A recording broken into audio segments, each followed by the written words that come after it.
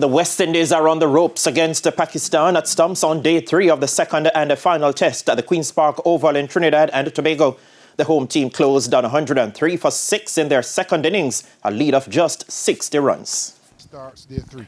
Handicapped by injuries to key batters Brandon King and Justin Graves, the Windies found the spinner Sajid Khan difficult to negotiate on day 3 of the second test. Pakistan wrestled the advantage from the West Indies in the first session of play when they erased the first innings deficit.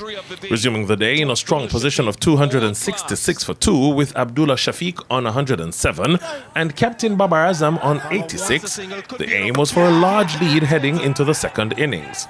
They progressed to 281 before Azam was brilliantly run out by King after adding just 2 to his overnight score. King was subsequently stretchered off with a back injury. Now, debutant Awais Zafar did not last long as he was second of 6 wickets for West Indies vice-captain Jamel Warkan. Shamar Joseph then dismissed Salman Aga for a duck as the customary middle-order collapse seemed inevitable. Shafiq remained resolute as he was left unbeaten on a brilliant 160 from 323 balls.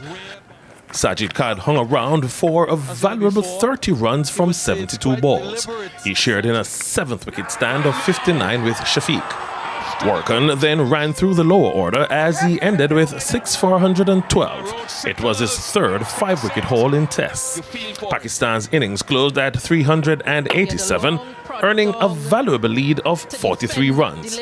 I always wanted a 5 at home. That's something that I will cherish because watching the highlights when they're showing old clips, it's always home series, and I said I will always want to be in the dressing room watching an old clip and began 5 and it happened this game, so I feel really good about that. Kavem Hodge replaced King at the top of the order and he put on 40 runs with Tejnarayan Chandapal in just 9 overs. Chandapal was the first of Khan's 4 wickets to fall so far as he went for 17. Amir Jangu fell for 13, again to the dial of Khan. Kavem Hodge fought hard for a top score so far of 34 before he was trapped in front. Shea Hope also battled for 15 from 63 balls before he was outfoxed by Khan. Jaden Seals, sent in as a night watchman, did not have the skills to keep out Khan as he only lasted 2 deliveries. With Justin Graves nursing a groin injury, Captain Rustin Chase promoted himself up the order. He contributed 17 runs from 45 balls before gifting his wicket away in the final over of the day.